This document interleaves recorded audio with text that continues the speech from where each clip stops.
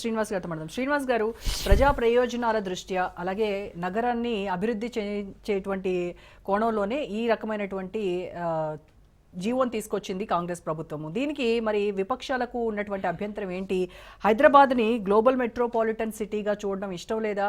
ఏంటి మీకున్నటువంటి అభ్యంతరాలు? మొట్టమొదట రాజ్ న్యూస్ వీక్షకులకు, మీకు అక్కడ ఉన్నటువంటి మిత్రులందరూ కూడా నమస్తే. మాకు ఎట్లాంటి అభ్యంతరాలు లేవండి. అభ్యంతరాలు ఏముంది, పరిపాలన వికేంద్రీకరణ అనేటువంటిది మా ఆలోచన. అందుకోసమే మున్సిపాలిటీలను, కార్పొరేషన్లను ఏర్పాటు చేసి ఎక్కడికక్కడ ప్రజలకు పరిపాలన అందాలనేటువంటి ఆలోచనతో మేము ఆ రోజు కొత్త నూతన మున్సిపాలిటీలను, కార్పొరేషన్లను ఏర్పాటు చేసినాం. వాళ్ళు ఏం చేస్తున్నారు, ఈరోజు పరిపాలన కేంద్రీకృతం అవ్వాలి, రాష్ట్రానికి ఆదాయం తక్కువ ఉంది, ఆదాయాన్ని పెంచుకోవాలి అనేటువంటి ఆలోచన.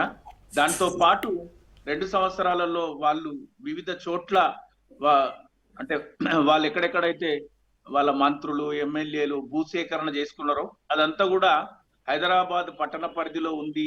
ఇన్నర్ రింగ్ రోడ్ అంతా కూడా గ్రేటర్ హైదరాబాద్ అయిపోయింది అనేటువంటిది. దానివల్ల వాళ్ళ భూములకు రేట్లు పెరగాలనేటువంటి ఆలోచనతోని తీసుకున్నారు. వ్యక్తి ప్రయోజనాలు, వ్యవస్థ ప్రయోజనాలు అని చెప్పేటువంటి ప్రయత్నం కాంగ్రెస్ ప్రభుత్వం చేస్తుంది. ఇప్పుడు మా సోదరుడు చెప్తుండు చరణ్ కౌశిక్ యాదవ్, ఢిల్లీలో 3 ఉన్నాయి, ముంబైలో 4 ఉన్నాయి, అక్కడ అట్లుంది, ఇక్కడ ఉంది, అన్ని కూడా మర్జ్ అయిపోయినాయి. 3 ఉన్నప్పుడు కూడా సవ్యంగా లేనటువంటి పరిస్థితుల్లో ఒకటే చేసినటువంటి పరిస్థితి కూడా ఉంది ఢిల్లీలో. అయితే ఇప్పుడు హైదరాబాద్ ని ఏ విధంగా చేయబోతున్నట్టే మరి వీళ్ళు సహజంగా మరి ఎంఐఎం ను పూర్తి స్థాయిలో ఇప్పుడు ఎక్కువ ఫిర్యాదులు అందింది ఎంఐఎం ఎమ్మెల్యేలు ఫిర్యాదులు చేస్తున్నటువంటి సందర్భం కూడా ఉంది. మరి ఎంఐఎం కోసం ఒక సపరేట్ మున్సిపల్ కార్పొరేషన్, తను చెప్పే ఆలోచన ప్రకారం అయితే ఎంఐఎం కోసం ఒకటి సపరేట్ కార్పొరేషన్ చేసి మిగతా కార్పొరేషన్లలో అర్బన్ రూరల్ ను కొంచెం కలుపుకొని అర్బనైజ్డ్ చేసి మేము గెలవలేము అని చోట గెలవడానికి, అంటే మేయర్ స్థానాలు గెలవడానికి తమ అనుకూలంగా ఈ యొక్క విలీనాలను చేసుకున్నారు అనే అభిప్రాయం తన మాటల్లో నాకైతే అవగతం అయింది. దీనివల్ల ఎవరికి ప్రయోజనం? నిజంగా అభివృద్ధి జరగాలి, మనం ఆల్రెడీగా ఇన్నర్ రింగ్ రోడ్ లోపల, ఔటర్ రింగ్ రోడ్ లోపల అభివృద్ధి జరగాలి అంటే నిధులు కేటాయించాల్సినటువంటి పరిస్థితి నుంచి ఈరోజు పారిశుద్ధ్య కార్మికులకు, జిహెచ్ఎంసి కార్మికులకు వేతనాలు ఇవ్వలేనటువంటి పరిస్థితి, సిబ్బందిని రిక్రూట్ చేసుకోలేనటువంటి పరిస్థితుల్లో కాంగ్రెస్ ప్రభుత్వం ఉండి మేము మొత్తము పరిపాలన కేంద్రీకృతం చేస్తాము, 2800 కిలోమీటర్ల చదరపు పెద్ద దేశంలోనే, ప్రపంచంలో ఒక పెద్ద హైదరాబాదు తీసుకొని వస్తాము.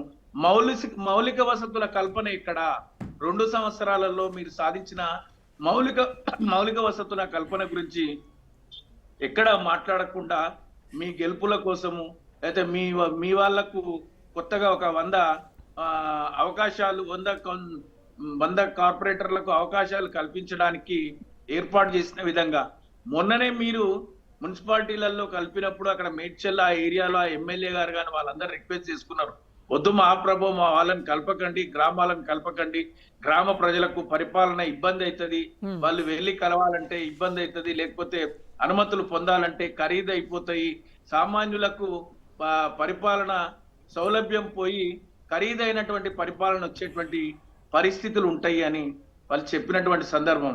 మళ్ళా 6 నెలలకే దాన్ని పూర్తిగా మేము కార్పొరేషన్ లో కలిపేస్తున్నాం, దీని విస్తృత స్థాయిలో పెంచినాం, విస్తరణ పెంచినాం అంటే ఈ వ్యక్తుల ప్రయోజనాలా లేకపోతే వ్యవస్థ ప్రయోజనాలా? దీనివల్ల కలిగేటువంటి ప్రయోజనాల పట్ల స్పష్టత లేనటువంటిది కాంగ్రెస్ ప్రభుత్వంగానే దీన్ని చూడాల్సి వస్తుంది. వాళ్ళు అంటున్నారు మేము చార్మినార్ మొత్తం ఒకవైపు చేస్తాం, నాన్ చార్మినార్ అంతా మిగతా 2-3 భాగాలుగా చేస్తాం.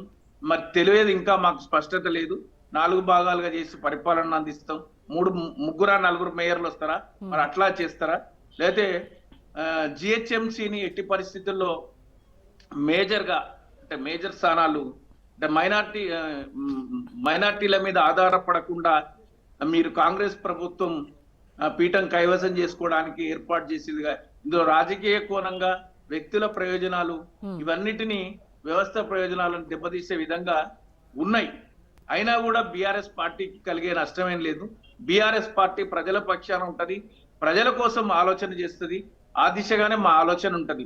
మేము కోరుకునేది ఏంటంటే మీరు ప్రధానంగా రోడ్ల విస్తరణ, రోడ్ల ఏర్పాటు, రోడ్ల మీద గుంతలు పూడ్చండి, లేకపోతే నాలాలు ఖాళీగా ఉన్న చోట అవన్నీ ఏర్పాట్లు చేయాల్సినటువంటి పరిస్థితుల నుంచి ఈ ఈ కొత్త కార్యక్రమాలు చేపట్టి ప్రజలను ఇబ్బందులకు గురిచేయద్దు.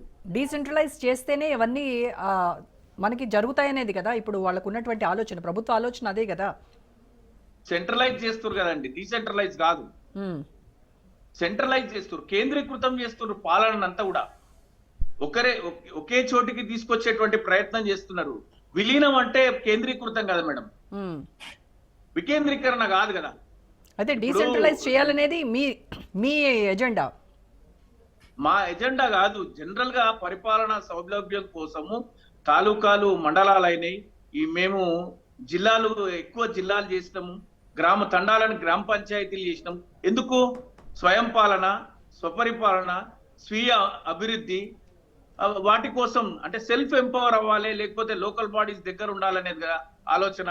మేము విస్తృత పరిధి పెంచినాం. దానివల్ల ఇప్పుడు చూడండి మీరు, ఇప్పుడు వాళ్ళు చెప్తున్నటువంటి మేడ్చల్లో ఎక్కడో, లేకపోతే ఇంకెక్కడో గ్రామాలను కలిపింది కదా, వాటన్నిటి చోట రేట్లు పెరుగుతాయా తగ్గుతాయా? జిహెచ్ఎంసీ ట్యాక్స్ ఏదైతే ఎర్లియర్ ట్యాక్స్ ఉందో 500 ఉన్నది, రేపు 5,000 రూపాయలు అవుతుంది. దానివల్ల రెవెన్యూ ప్రభుత్వానికి పెరగచ్చు, కానీ సామాన్యులకైతే ఇబ్బందే కదా. మనం రూరల్ ను సెమీ అర్బన్ అని, రూరల్ ను తీసుకొచ్చి సెమీ అర్బన్ అని, అది మాటలతోనే అభివృద్ధిని చూపించేటువంటి ప్రయత్నంలో భాగంగా చేసినటువంటి దానిగా మేము చూస్తున్నాం. పరిపాలన సౌలభ్యం కోసం చేస్తే మంచిదే, కానీ ఆ దిశగా జరగక మీ వ్యక్తుల ప్రయోజనాల కోసం చేస్తే డెఫినెట్ గా ప్రజలు వాళ్ళు గమనిస్తూనే ఉంటారు.